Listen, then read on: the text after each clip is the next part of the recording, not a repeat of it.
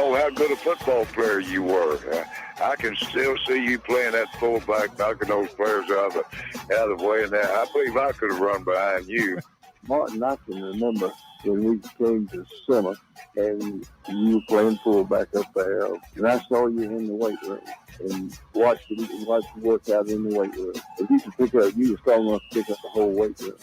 I wanted to fix it, and our running back coach didn't take the biggest mistake we ever made. The Martin Houston Show with national championship winning fullback Martin Houston, giving you 1 hour of intense, hard-hitting analysis from an insider's perspective. It's time for the Martin Houston Show on your home for Alabama sports, Tide 100.9, and streaming on the Tide 100.9 app.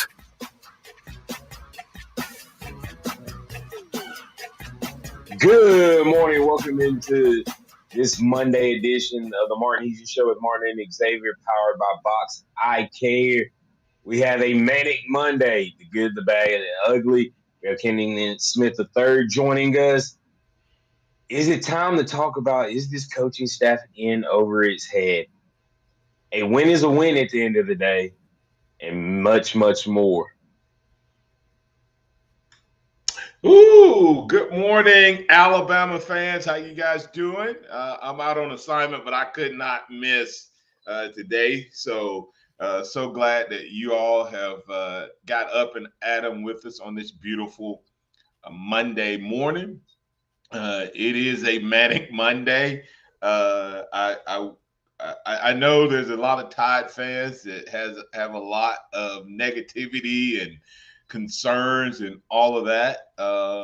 But hey, guys, this may be the new SEC. I've seen references to this team reminding them somewhat of like Alabama in '92, minus the great defense, but playing close games against certain opponents and then blowing out and dominating good opponents.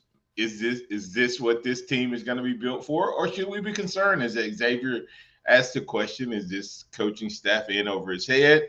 I'm not ready to go there. I'm different, I guess, but I do have some open and honest opinions for you today, and glad that you've gotten up and at them with us to talk about them. Want to remind you that it is the Martin Houston Show powered by Box I Care, and the phone lines are open 205-342-9904. That's the Empowerment Strategies and Solutions hotline. Empowermentstrategy.com, empowerment spelled with an M, empowermentstrategy.com. Find out more about our organization. We speak, we coach, we train. Well, with that said, I want to remind you that this is a day that the Lord has made, so let's rejoice and be glad in it. Take some time today to notice someone, love someone, serve someone, and be the difference you want to see in the world today. And for those of you, of course, who join on the live stream, know that you can always add your thoughts, comments, and reactions, and we'll work them into the conversation as well. Yeah, I mean, this Bama game, another thriller against an unexpected opponent. Got the win 27-25. But, man, it looked like at one point Bama was going to pull away with this game, dominate this game, and then it took about a minute and a half to go, oh, no, we're in a dogfight. And Bama remained there the rest of the game. Cockfight. What? I said cockfight. What are your thoughts on the game? My thoughts on the game. First of all, Alabama did get a win, and Vanderbilt got a win. So kudos to the two good guys, right? we need Vanderbilt to go on a run. Vanderbilt needs to go on a run. That's all I'm going to say about Vanderbilt, maybe. But no, stuff like this happens. It was some questionable choices made once again in coaching. And I know I can't say this. I put all of this, I think it's between the ears. And I think it all goes back to the trick play against Georgia. I've never seen a more dominant team wear crimson up until that point. I really hadn't, Xavier. That was as dominant a performance as I'd ever seen. 28-0 against Georgia, and they had no hope. None. And we were going down to make it 35. I think if we just keep doing what we're doing, we're making it 35. And we did that. And from that point on, this team has struggled offensively. This team has struggled defensively. I hope everybody saw for the last two games what happened when you try to be something that you're not offensively. Just go out and run the freaking offense. And when we went through Jalen, I think Jalen was injured at the end of the game, Max. But yeah, he didn't seem like his explosive self. But when we ran through him earlier, he was dominant. So that's my thoughts. Give your thoughts and let's get a couple callers. Yeah, I think we talked about it on Saturday. The trick plays that Alabama is running, it throws everything off. It throws momentum off, and it seems like Alabama has a hard time recovering from that. Even it's not really a trick play, but the tight end screen, we saw that drive was moving, taking off, and then we do that, and then it just shuts everything down. Defense was interesting. Defense was about as dominant and as passive as it could be in a single game, the way it went, because it was. You look at the game, but Alabama had 4 turnovers. 4 turnovers, like making key plays, but then we just couldn't put it all together on that side. But we couldn't put it together on offense. This was the worst offense has looked all season. Yeah. Alabama's offense had been pretty good up until this point, even in the Vandy game. When you talk about 35 points in 18 minutes of possession. But that was off, and I do think Jalen was banged up. He didn't look like he was running hard, and I think that caused a change in the offense. But we have Pat here on the Empowerment Strategy Solution Hotline to talk about the game. How you doing this morning, Pat? Hey, good morning, guys. Hey, I'm ready for Martin's. I'm ready for Martin's backside chewing this morning because I'm on it this morning. If y'all not ready to fire that special teams coordinator by now, after Vandy fiasco and the fiasco of losing that onside kick, you do not reach for a ball on an onside kick. My son holds a state record in Mississippi. They had 9 onside kicks in 1 year, and he was the kicker. And they practiced onside kicks at least 45 minutes every day. Pat, they got the ball back. Go Pat, ahead. I don't think he reached for it. I think that ball came to him. I think the type of kick they used a punter, was execution. My question is, why do you have tight ends and defensive linemen and linebackers on your hands team versus exactly my point. Mark, he's got to be fired. He's got to be fired. Coach Saban used 5-star players on his teams. He's got to be fired. There's no excuse. I'm not ready to call for him to be fired, but because I have to ask the question is why did you have that philosophy? That's my question. Right. Is timeout and all that. Why is now some people do that. That's not unusual, but those guys go block. But you have the hands guys mixed in there. And I didn't see the skill guys, and they may have been out there. I didn't see a full shot of it, so I don't know who all was out there. But the ones I saw out there just wasn't good. Thanks, Pat. It's the number. Terrible. That was all. It's the number of time for him to go. Big boys. It's time for him. It's the number of big boys. 2 games in a row. Time for him to go. Okay, man. We'll see the rest of the callers agree with me. All right, Pat. Appreciate it, Pat. No, it's the number of big boys that you got out there.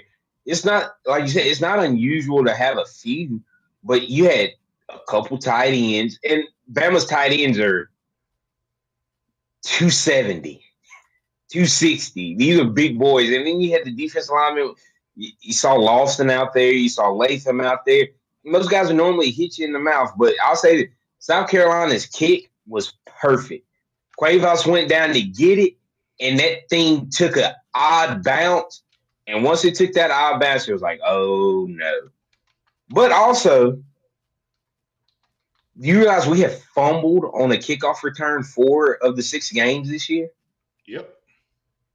That's more of a concern for me. If our guys get hit, they lose the ball. And so I'm almost at the point, take it into 25 and let's go. It's not worth the risk anymore from that point. But we also have Robert on the hotline. How you doing this morning, Robert? Wow, I didn't realize it was, you said 4 out of 6 kickoffs? Or what was that? What was that stat? 4 of the 6. The only games we had, if you go back and look, against Western Kentucky, we didn't return a kickoff. South Florida, Kendrick Law fumbled.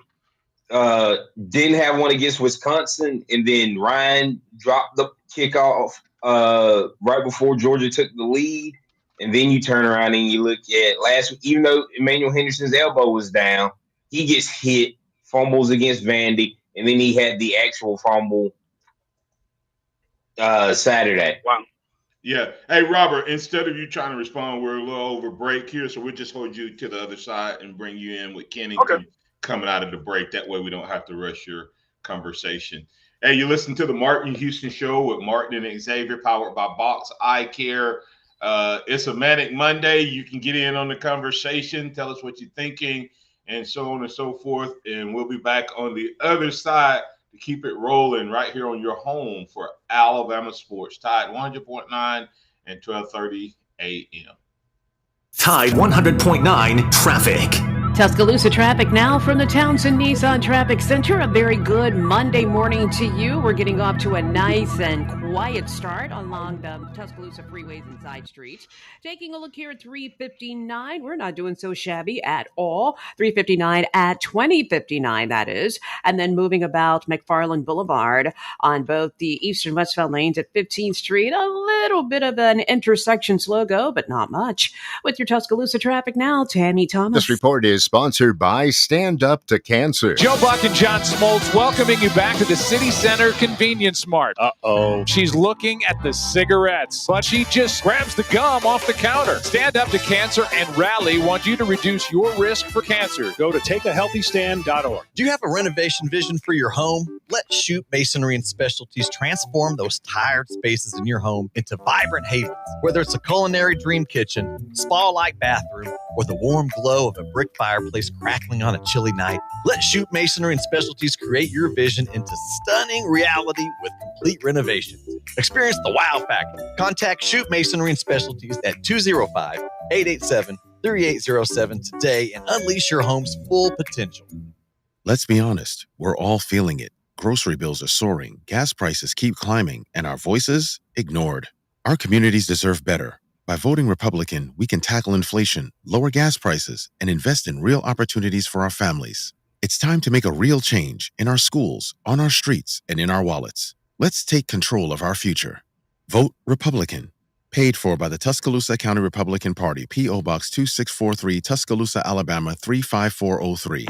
Halloween's coming alive at Target. Jackie and Gordy the Jack-O-Lanterns here with a front porch view of Target's Halloween deals, like 20% off costumes with Target Circle. We're talking rock stars, witches, princesses. Ooh, I think I'd look good with a cape. I think so too, Gordy. Plus, hit the trick-or-treat jackpot with 20% off candy. Now that's how you get porch traffic. This week only, save 20% on costumes with Target Circle and 20% off candy. Make your Halloween come alive at Target. Restrictions apply. Visit the pharmacy at Midtown. That's the pharmacy at midtown.com. TJ and his team are looking for the opportunity to provide you with great services, including compounding, home delivery, and a whole lot more. If you're looking for a great pharmacy that'll take care of all of your your needs, including wellness classes, including health and more. That's the pharmacy at Midtown. Call them at 205-579-9933. If you're looking for a great pharmacy, you need to try the pharmacy at Midtown. That's the pharmacy at Midtown, pharmacy at midtown.com. Hey, I'm Martin Houston, and I want to tell you about exciting news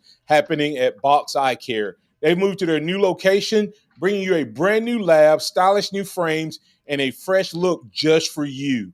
Enjoy their expanded frame inventory, competitive prices, and faster service, all with the same great level of service you've come to know and trust. Discover this full-service eye care at Box Eye Care's new location. With their in-house lab, they offer unbeatable value and one of the largest frame collections in town.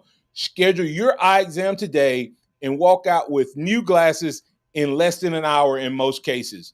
Visit boxeyecare.com. That's boxeyecare.com, or call 205-342-0660. That's 205-342-0660. Visit them at 5003 Oscar Baxter Drive. That's Box Eye Care. Your vision, our priority.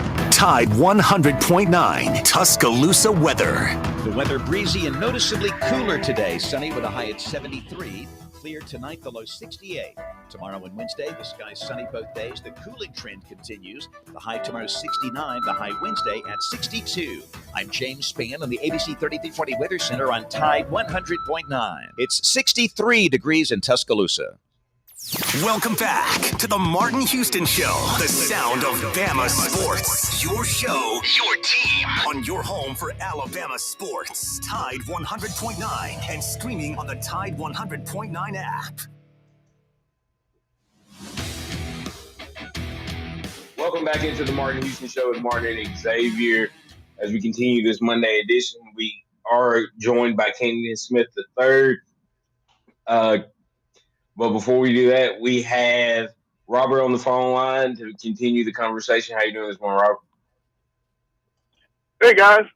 I managed to make the game at the last minute. So surprise ticket someone got for me. So, sure, let's go up there and watch Alabama make this big comeback from the embarrassment of Vanderbilt. And it's 6 hours, the round trip from me to Mobile to Tuscaloosa. It was kind of, I think I'd enjoy watching this more on TV. It's like you get to play in better than on TV. I know you guys know what a trend analysis is. I'm sure you've probably done a few. And the trend right now is not very good. It seems like we peaked at the first half of the Georgia game, and it's been trending down every quarter since. And I don't know what it's going to take to get us back on the right trend, but the trend is going down.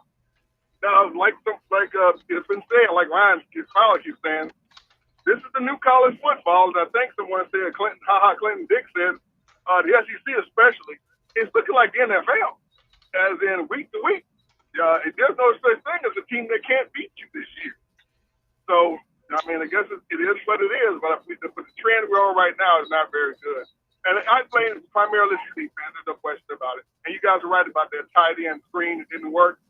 That seemed to be played a lot of things and was able to recover from. Go ahead, X. Go ahead. Yeah, the trend has definitely been down, and this coaching staff has to figure out how to right the ship because, the Vandy game, once we were down 13-0, we were in chase mode, and there was no adjustments being made to stop things. And then you look at this past weekend, it was like, man, when we pressure South Carolina, this freshman quarterback struggles. And it's just like we wouldn't consistently do that on the defensive side of the ball. So it just kind of makes you wonder, what is Alabama doing? Yeah. Kennington, your thoughts? Thanks, Robert. Yeah, I agree. As far as trending down, I would say if we're looking at all three phases, defense and special teams, I think, are particularly concerning if we're talking about who's trending upwards or downwards. So the coaches do need to find a way to, put players in better positions, but also the players have to do a better job of executing. Defense in particular. 11 missed tackles on Saturday. That's the season high. It's been a concerning trend that's kind of progressively gotten worse as the season has gone on. So I think there's plenty of accountability on both sides between the coaches and the players. So collectively, Alabama needs to elevate their level of play because, Saturday, I think, is going to reveal a lot about this team. Same thing can be said about Tennessee, too. I think Saturday is kind of a de facto SEC championship play out game, potentially a playoff elimination type game. Whoever loses probably got to run the table to have a chance at the playoffs. So I think we're going to learn a lot about Bama on Saturday. Yeah, and I want to say this. Virgil Williams had said something about the team not being able to tackle, and I agree that it got worse Saturday. But I think if you watch college football in general, nobody can tackle. I would hate to see Derrick Henry playing against college now with the whole shoulder, the targeting game. Everybody talks about these other things. The targeting rule is killing college football because guys break tackles because guys now don't even lead with a wrap up. They lead with a shoulder to get their head out of the way. And I think it's manifesting itself. So, and if you watch, I think you see that not just at Alabama. This defense, confidence, people, I have said this for years. Confidence is a strange bedfellow. If you have it and you have decent talent, you can play with anybody. If you don't have it and you have talent galore, anybody can play with you. And what we have right now is we had a supremely confident team going into that Georgia game, Kennington. And somehow with the decisions and the way we decided to play the second half, we lost it all. And it's began to trend down. Now, what did we say all Vanderbilt week? And what did we say all last week? We began to dog an offense that worked, right or wrong. Hey, right. They need to do this to help because we started telling the offense that they need to play defense. It's pretty much what we started saying after the Vanderbilt game, after 35 points and scoring on 5 of 8 possessions. And it looked like these coaches listen to our radio shows. Kennington, I do think Jalen got hurt in that game. Even though I haven't heard anything or not, I think Jalen, or he was concerned with being hurt. But when this offense runs through Jalen, everybody needs to get used to it. We have a dual threat quarterback. We have Jaden Daniels. How stupid would it be for LSU last year or the prior 2 years to go, you know what? We need to help our defense. Let's stop using Jaden Daniels. Let's stop running the offense through him. Let's worry about whether he has more yards, the running backs have more yards, or he has more yards. That's what we're starting to say about this offense since the Georgia game. And since that time, since we started trying to do that, now our defense has been playing average and under, and our offense is playing just average. That's a problem. You better go back to what got you there offensively. And I would love, Kenton, your stats guy, and I'll turn it to you after this statement. What's our success rate when we blitz? Has to be high. Yeah, well, I can just let you know about South Carolina specifically.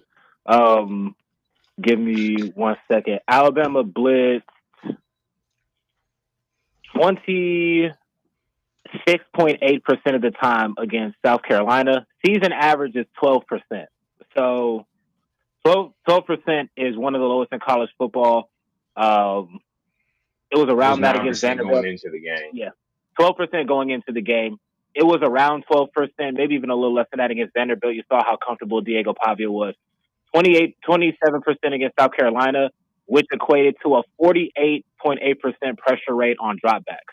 So half the time South Carolina dropped back, they were getting pressure on him. The blitz especially worked on third down. You saw that they were forcing Lenore Sellers to get the ball out of his hands, and that's how you saw the Devontae Smith forced fumble, the Jalen Mbakwe stop before the fourth down touchdown. It did work. It did work well. So they're not a blitzing team by nature. That's kind of what Kane Womack does. If you followed what he did at South Alabama, he relies on his front court to get pressure. But we do see that it is very effective, and that's what he did against Georgia in the first half. Dialed up a lot of pressure, and you saw the results with Carson Beck being pretty confused. So this game was kind of reverting back a little bit to the Georgia game, which if you're looking for positives on defense, I feel like that was a positive sign. But he did it, and then he went stretches where he didn't do it, and they were successful. Then when we had to do it again, when we did it, and it worked. The problem isn't the percentage to me; it was the inconsistent utilization of it in key moments, in my opinion. Right. Yeah, definitely. I mean, there was definitely some moments where you felt like he should have brought pressure. I do feel like, again, I guess to play a little bit of devil's advocate, there's a little bit of player execution on this as well. I'm thinking about that first drive in the second half where it's 3rd and 15, Bama dropped 7 or 8, yet South Carolina was still able to find a soft spot in the middle of that zone defense, get a conversion, eventually score a touchdown. So that's something that just cannot happen. So I agree with you. I do like to see more consistencies with the pressure because it's pretty undeniable at this point that when they bring pressure, they do affect the quarterbacks and good things tend to happen. And the pass rush has been strong. I mean, LT Overton, he's not finishing sacks and tackles for loss maybe at the rate that you would expect, but he's getting back there. Tim Smith's been very effective over the last few games. Tim Keenan had a really strong start to the year. Jamarian Latham, I thought, had a good game rushing the passer as well. So pass rush is there. Just need to see a little bit more consistency from the play caller in terms of getting those players in position to affect the quarterback. Really quick, do you think it's more likely for somebody to get a 3rd and 15 against a zone or against the pressure that's getting to the quarterback? Yeah, so. Yeah, there we go. I mean, I'm just saying. Yeah. I'm just saying. X, go ahead. Yeah, speaking of that 3rd and 15, yeah, that's something that we talked about.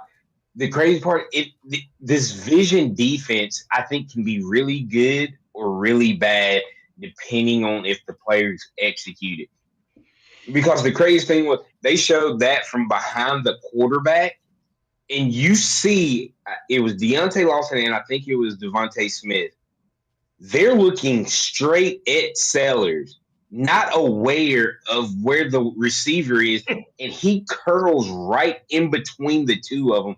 And Sellers, who has an absolute cannon, rips it right between the two of them.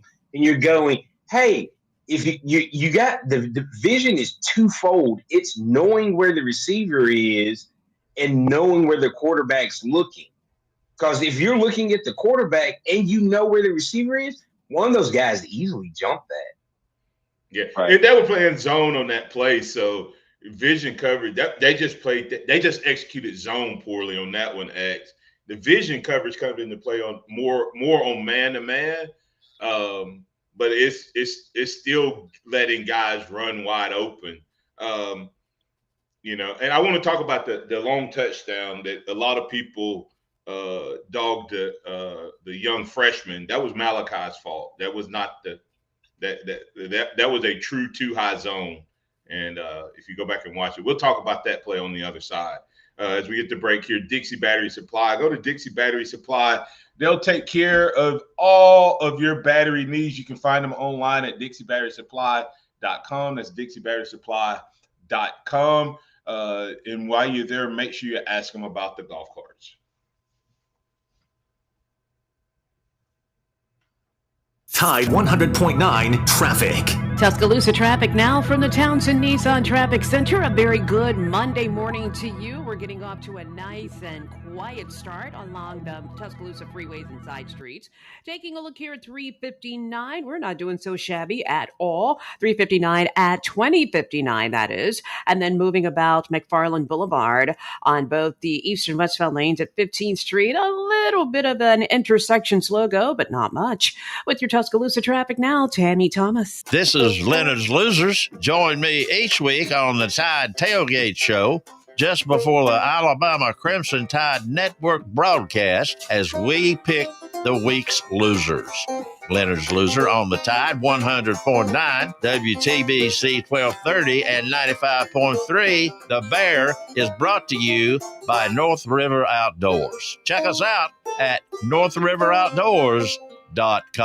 Deals, deals, deals. They've got the deals at Mercedes-Benz of Tuscaloosa. Come see them now for amazing discounts on all EQ electric vehicles. Plus, they have a great selection of certified pre-owned Mercedes models with financing as low as 2.99% with approved credit. Mercedes-Benz of Tuscaloosa supports the Alabama Crimson Tide football team and the communities they serve in West Alabama. If they don't have what you're looking for on the lot, they'll find it for you. Check out the complete inventory at mercedesoftuscaloosa.com. Roll Tide. Taco Casa, quality, taste, and value under the biggest cactus in town. They've been doing it the right way each and every day for 50 years and counting. If you're looking for a great option for lunch and or dinner, then you need to check out Taco Casa. Taco Casa, and while you're there, don't forget to get a big glass of that sweet tea. Visit them online at tacocasa.com. That's tacocasa.com. Quality, taste, and value on the biggest cactus in town. That's Taco Casa, tacocasa.com. Our new KFC 3-piece original recipe tenders, fries, and comeback sauce are just $5. A deal so tasty, our competitors might consider switching sides. So no one will recognize me if I say how much I love your 11 herbs and spices. Nope.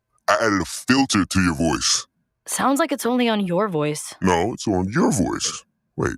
Let the chicken tender battles begin. Try the new 3-piece original recipe tenders, fries, and comeback sauce for $5. Only at KFC. It's finger-licking good. Prices and participation may vary. Taxes, tips, and fees extra. Dixie Battery Supply takes care of all of your battery needs. Find the commercial batteries you're after and never feel powerless again. Come check out our Northport and Tuscaloosa locations or call us at 205-758-9190. And once again, power up all your devices by using Dixie Battery Supply, DixieBatterySupply.com. They offer reconditioned batteries starting at $39.99, and you will find all the batteries you need. And don't forget to ask us about our golf carts. That's DixieBatterySupply.com. It's common knowledge that after age 30, our metabolism changes. We have less energy and gain weight easier. There's a way to feel better, not in years or months, but sometimes in just days. I'm Chuck Norris. I tried everything. Working with a team of health experts, we came up with Morning Kick. Morning Kick is a revolutionary new formula that combines all my favorite supplements into one daily drink. Morning Kick has probiotics to help you lose weight, prebiotics for digestion, superfoods for muscles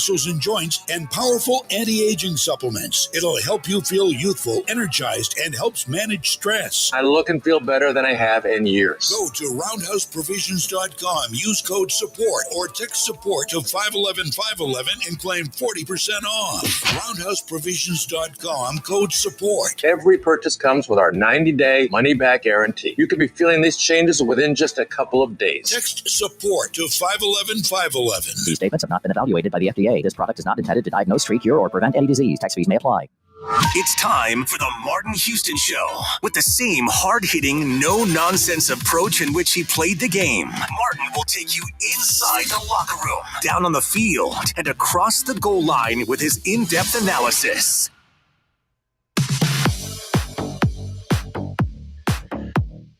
Welcome back into the Martin Houston Show with Martin and Xavier on Tide 100.9. And hey, don't forget about North River Timber Company, LLC, North River Timber CO at gmail.com. Courtney White and his team are ready to serve you in Tuscaloosa, West Alabama, and East Mississippi. Call Courtney White at 205-242-5127, North River Timber CO at gmail.com for timber harvesting, appraisals, and land management. That's North River Timber Company, LLC. Welcome back into the Martin Houston Show. And as we kick off the second half, Kennington, a question that I want to ask is, do you think at times this coaching staff seems in over their head with the way that these last couple games have gone? I don't know if I would go that far. I think that there's some growing pains, obviously, when you're a first-year coaching staff. I think, Nick Sheridan and Caleb DeBoer, they've worked together, but that OC head coach relationship is different than going from, DeBoer and Ryan Grubb have been together for many years. Womack is trying to call his defense as well. So I think there's, growing pains. Again, I would also emphasize that there's been Some player execution issues too that have hurt the team. I think, Jalen Milroe has to hold some accountability for, the interceptions that he threw on Saturday, defense missing tackles. So I think it kind of goes both ways. I wouldn't venture all the way to say that they're in over their heads. I feel like it's a slight overreaction. But we can revisit this question after the Tennessee game. But I wouldn't go quite that far. Let me ask you this. Let me ask it a different way. Is this coaching staff struggling? Not because I believe in Kalen DeBoer. I believe the dude can flat out coach. I believe Sheridan's going to grow along. I think OC struggle in today's game to not become part of the conversation. Meaning, I said this about Kiffin. Sark's probably the best I've seen at it, but he would even do it sometimes down at the goal line where he would make a call and you're like, dude, that was about you versus the team. Does Nick maybe struggle a little bit with that? So I'm asking you a couple questions. Are they struggling situationally, Kennington? Because you look at how we managed the clock last week against Vanderbilt. To me, you call that timeout before, not after. And then on top of that, Jalen needs to take some responsibility, but the momentum had swung, and we come out and throw a pass versus running him. And then we come down at the end of the half, and we let it run out, and we call a pass play with 10 seconds. If you're going to do that, okay, fine, but throw it deep. Don't throw it underneath and toward the sideline, right? And then last but not least, you look at our defensive philosophy situationally. Overall, if you look at third down, it wasn't really that big. They didn't do that great, right? I mean, it was about 50% or whatever, 40-something%, which is bad, but not as bad as it felt. Why did it feel so bad on third down? Because one drive they were 5 for 5, and then other drives, one of those third downs they went for it on fourth and got a big one. So it seems like it's situational more to me that we don't seem to make as good a choices as we could. Yeah, and don't forget the onside kick. That was call timeout, and then you leave the big guys out there. Is that our hands team? Do you think that's our hands team? I would have to put that on the hands team. When there are multiple. No, I'm saying the players that we have on the hands team. I think. We should have got the ball. We should have got the recovery. That wasn't the coach's fault. I'm saying, go back and look at the players they have on the hands team. Yeah, I see. I'm looking at the replay now. I see Robbie Oots. I see Josh Cuevas. Both touched the ball. Jamarian Latham, Deontay Lawson. There was a lot of defenders. Right there were some linemen. There were some. Yeah, I agree. Yeah, you have Ryan Williams. You have Prentice. You have whoever your ball handlers are, DBs and wide receivers. Yeah, I'm sorry. Unless they're blocking. The personnel out there was pretty baffling when you go back and rewatch it. I didn't see it live because, I'm trying to get an instant analysis out before the buzzer. That's part of my job, and I look up. I just hear the crowd groaning. I look up. I see they recovered an onside. So I didn't see the replay of who was out there until afterwards. But I agree. Their special teams, and I've been writing about this it feels like every single week since the Wisconsin game. The special teams unit is bad. There's no way to say it any differently. The only bright spot on the special teams unit at this point is James Verna. They fumbled a kickoff 3 weeks in a row.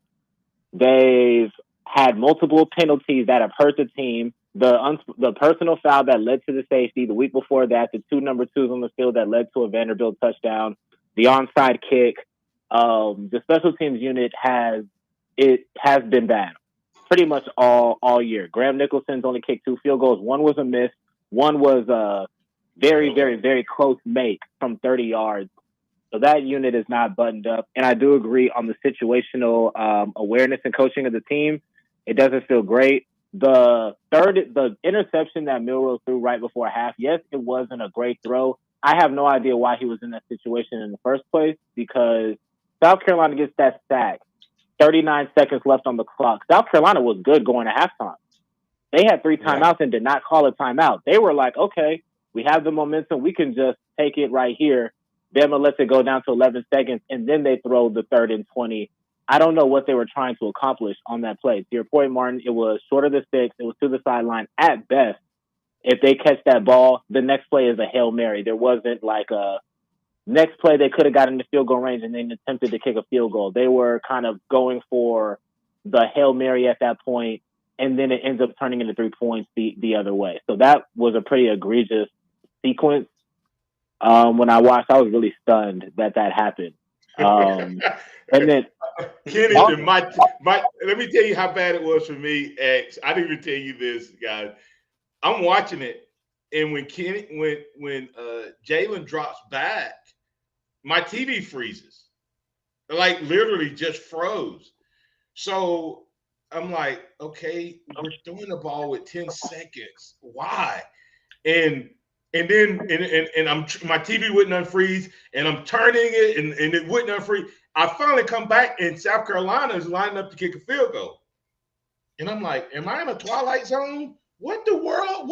What is going on? I mean, literally, I was so confused because it was like there was only 10 seconds to go. I said, oh no, Jalen threw an interception. I had to go back and find it and watch it myself, but I was like, wow, that's just bad. That felt like a moment where there should have been some self-awareness, like, we have no momentum right now. The momentum is on. We need to get to halftime and regroup. We don't need to leave any more time on the field for something else crazy to happen. Enough craziness has already happened. Let's just go to half with this lead and see what we can do to regroup. And Caleb DeBoer, you talked about situational play again. DeBoer emphasizes the middle 8. Last 4 minutes of the second period going into the first 4 minutes of the third quarter, Alabama, that was a disaster, that middle 8 in this game. The last sequence before halftime going into the first possession of the second half. So that part was really bad on Saturday. Yeah, that was so frustrating to watch. Hey, let's get the break here, X. Well, get you if you want, you can get George, but we need to get the break, and we have to talk to Kennington about Tennessee because I may be in Vol country right now, and their fans aren't feeling any different than we are. Just FYI. All right. Go ahead. Let's go ahead and get George before the break. George, how you doing this morning? I'm good. How y'all doing? Thanks for taking my call. Just about 3 or 4 comments. The onside kick, it's almost like we didn't know the rules. If you want to field the ball before 10 yards, you're not going to get hit. And also, remember, we took a timeout, but they showed us what they were going to do. And they did exactly what they showed us we're going to do. And why we didn't have, like you say, our really good hands people there is beyond me. Another thing is most of our problem is inconsistency. I mean, we don't know whether we're Matt Dillon or Miss Kitty half the time. We make a good play, make a horrible play. Those are just some things I don't quite understand is why can't we get consistency from the players and the coaching? And, you know, I always go back, Martin, I know that, Bill Curry recruited you, and he's a good coach. He just won the right coach in Alabama. But there's one thing that he said after it was all over. You never know the enormity of the job until you get there. And I think that our coaches are struggling, just like you said. Sometimes they're doing what the fans want you to do. And what did Nick Saban say? You do what the fans want you to do, and eventually end up there sitting with the fans. And the jury is still out, with our coaching staff. I'm not gonna be gloom and doom yet. Hopefully they can right the ship, but we are so inconsistent. It's not even funny. Just like you said, I mean, okay, just like at the end of the game, we intercept the pass. Why did he bring it out to run? I'm not sure he wouldn't have got a safety, George. Everybody's saying he had to, but sometimes they'll let your momentum carry you in, and sometimes they don't. I think Malachi told him to come out. Malachi definitely told him to come out. And if you look at that ref looked like he was waiting for him to take a knee and put up the safety sign. I'm telling you, what are your thoughts, Kennington, on that? I thought he was gonna take a knee. In the moment, I said, "Don't take a knee, just run out and fall." Now, his keep running was bad, but I thought he made the right move coming out because it was too questionable to leave it in the ref's hands, in my opinion. Yeah, do not ever leave it up to human error. Whatever you think the lay of the law is or what the rules are, that really doesn't mean anything week to week. We're talking about, the rule is this, the rule is that. How many times do we see referees blow calls, have questionable calls, make bad decisions? Do not leave it up in another person's hand. You control that part yourself. So I have no problem with I'll give him a pick pass. six. Yeah. Was okay, come on. But I agree with him running out. But he should have slid when he got out. He's taking a knee. One more thing is on their touchdown reception, I really thought he did not have control of it because it went from his hands down his belly. And he didn't have control of it in my mind, the way I saw it. Hey, George, we have to get the great thoughts there. I listen, this whole slow it down and stop it in this exact moment and all of this in slow motion stuff is getting out of hand with instant replay. I think if I'm a South Carolina fan, they got it right. Alabama fan, they got it wrong. One of the worst calls for me is when they stop and say his knee was down, his body was falling forward. So they stop it halfway in the middle of the play instead of where he would have failed. To me, if my knee is down, but I'm falling forward, I didn't gain any. The ball should be wherever I landed, not where I was in mid. I mean, it's just stupid. This whole, to Kennington's point, don't leave it up to officials. Thanks, George. We'll be back on the other side to get the finishing, put the finishing touches on this edition of the Martin Houston Show with Martin and Xavier, powered by Box Eye Care. Coming up on The Game with Ryan Fowler. Coming up on the Monday edition of The Game, we're going to talk to Drew DeArmond. We'll talk to Barrett Salee. We'll talk to Martin Houston. We're recapping the Alabama-South Carolina game with the good, the bad, and the ugly. The good is sponsored by Daniel Moore, and we start at 2 p.m. right here on The Game on Tide 100.9, 1230 WTBC, your home of Alabama Crimson Tide Sports. The longest running sports program in Tuscaloosa. The Game with Ryan Fowler. Weekdays from 2 to 6 p.m. on Tide 100.9 and streaming on the Tide 100.9 app. Tide 100.9 traffic. Tuscaloosa traffic now from the Townsend Nissan Traffic Center. Well, we are starting to pick up some volume in a couple of spots right now. And Joe Malisham, you're definitely going to have that in both directions at Johnson and Foster's Ferry Road, between Johnson and Foster's Ferry Road. Also, we're looking at McFarland, not too much so here, but on the eastbound lanes, I am seeing a bit of a slow go just before Indian Hills Drive. With your Tuscaloosa traffic now, I'm Tammy Thomas. This report is sponsored by Mothers Against Drunk Driving. It's the year-end clearance sale at Townsend Nissan going on now. You can save thousands. See BJ or Kylan today at Townsend Nissan, your savings place. For victims of drunk and drug driving, our grief is unique. But you are not alone. You always have a place at MAD. Call our 24-hour victim helpline at 877-MAD-HELP or visit mad.org. Touchdown! Complete coverage of all Friday night high school football scores on Tide 100.9. Midfield, 40, 30, 20, 10, touchdown! Brought to you by 4th District Congressman Robert Adderholt, Bevel State Community College, 1225 Sports Bar located on the Strip, and Taco Casa. Do you have a renovation vision for your home? Let Shoot Masonry and Specialties transform those tired spaces in your home into vibrant havens. Whether it's a culinary dream kitchen, spa-like bathroom, or the warm glow of a brick fireplace crackling on a chilly night, let Shoot Masonry and Specialties create your vision into stunning reality with complete renovations. Experience the wow factor. Contact Shoot Masonry and Specialties at 205-887-3807 today and unleash your home's full potential.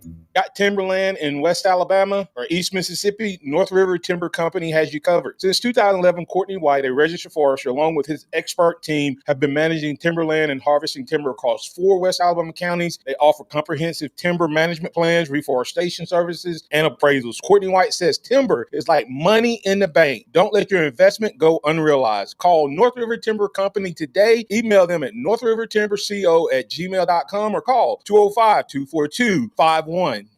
I'm Martin Houston, and I recently launched the Empowerment Strategies and Solutions organization. We speak, we train, we coach. As a John Maxwell certified leader and team member, I would love the opportunity to work with you and your organization, whether it's around building corporate culture, whether it's around team building, whether it's working with you one-on-one as an emerging leader, finding out more about who you are as an individual. With my DISC certification, I can help you be a better version of yourself. And to work with me, all you need to do is go to martinhouston.org/book me. That's martinhouston.org/book me. We love the opportunity to work with you. That's Empowerment Strategies and Solutions. We speak, we train, we coach. Don't forget to mark your calendar for December 12th as we'll be hosting the Live to Lead conference featuring John Maxwell, John Gordon, Malcolm Gladwell, and more. And we'll be hosting it at Bryant Conference Center. It's a half-day simulcast. Live to Lead presented by Empowerment Strategies and Solutions. The sound of Bama Sports. Your show, your team. The Martin Houston Show on your home for Alabama sports. Tide 100.9 and streaming on the Tide 100.9 app. Welcome back into the Martin Houston Show with Martin and Xavier as we close this one out with the Harvest Church 2-minute warning. Kennington, Alabama versus Tennessee this week. These are 2 programs that have had really high expectations coming into the season. You look at the last 2 weeks, they've lost to a team that they should have beaten, and then you look at the fact that they struggled to get a win the following week against opponents that many people feel like they should have dominated. What are your thoughts going into this game for Alabama? Yeah, I think this is a huge game for the defense. I think you look at Tennessee's offense, they are searching for answers in the same way that many feel like Bama's defense is searching for answers. Tennessee is as good at running the ball, and they are running it probably as much as they can offensively. They cannot throw the ball down the field.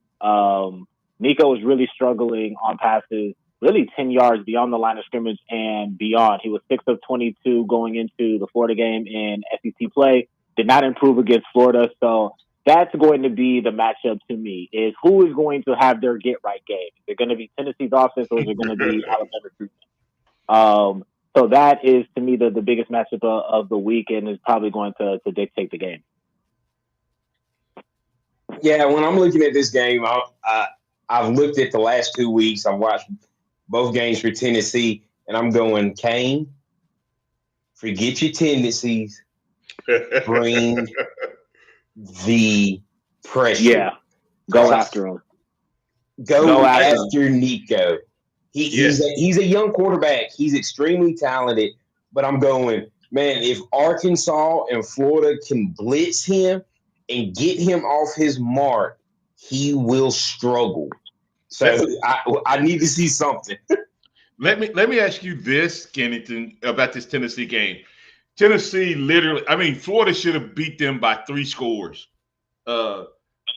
Napier, I probably would have fired Napier after that game because of what they did at the end of the half, taking the 3 points off and inside the 24 times. But here's my question.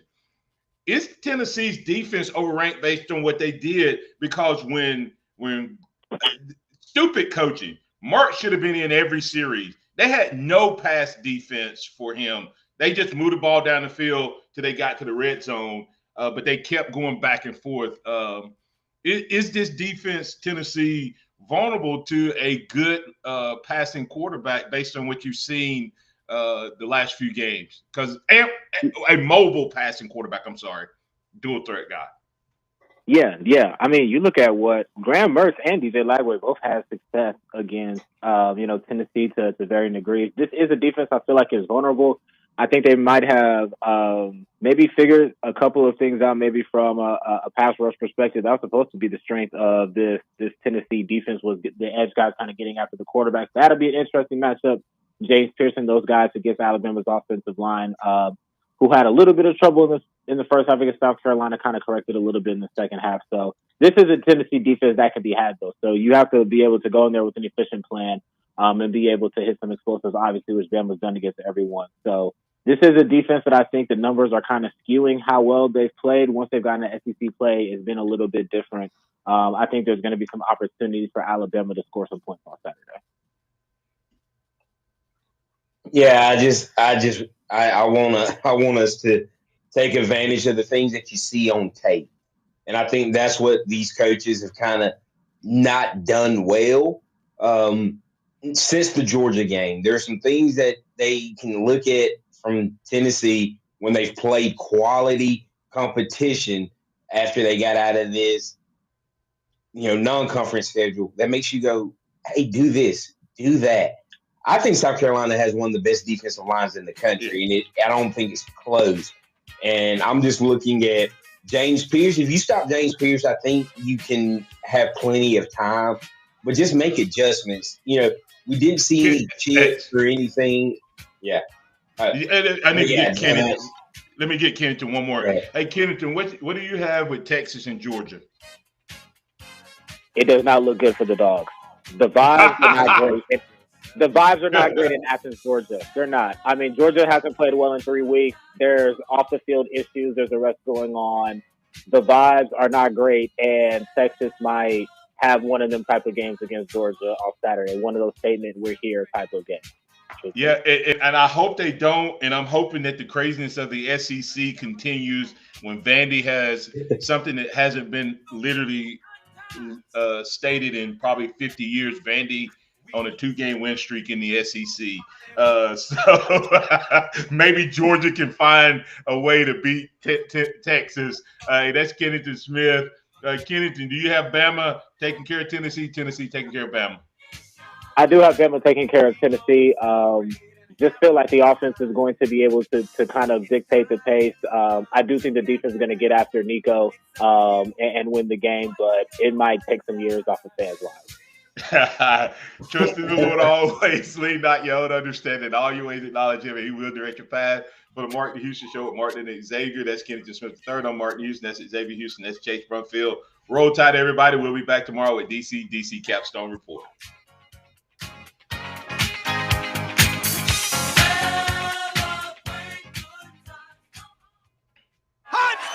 Thank you for listening to the Martin Houston Show on your home for Alabama sports. Tide 100.